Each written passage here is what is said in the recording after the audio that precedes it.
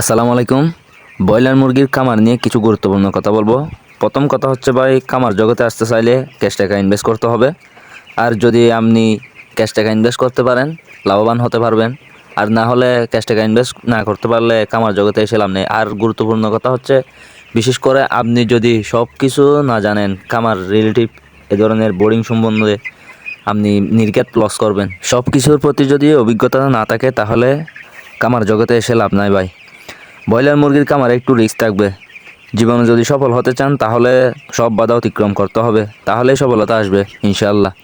ও কথা হচ্ছে, প্রথমে বলে দিয়েছিলাম ক্যাশ টাকা ইনভেস্ট করতে হবে। অনেক খামারি ভাইয়েরা বলতে পারেন ক্যাশ টাকা ইনভেস্ট করার কথা কেন বলছি।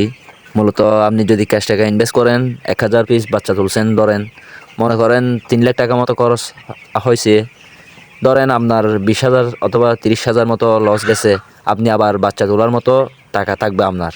কিন্তু যদি আপনি বাকি ব্যবসা করেন তাহলে দেখা যাবে যে আপনার কোনো লাভই হয় নাই, উল্টো লস হয়ে গেছে। এই জন্য চেষ্টা করবেন সবসময় ক্যাশ টাকা ইনভেস্ট করার। বিশেষ করে বলতে গেলে বাকি ব্যবসা করলে মনে করেন আপনি 1000 পিস বাচ্চা তুলছেন, 3 লাখ টাকা মতো ইনভেস্ট করছেন, এখন দেখা গেছে যে আপনার লস গেছে।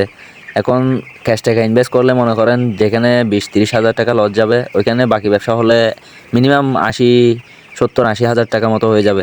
এই জন্য চেষ্টা করবেন সবসময় ক্যাশ টাকা ইনভেস্ট করার। আর কামার জগতে আসতে চাইলে সব কিছু জেনে শুনে আসবেন।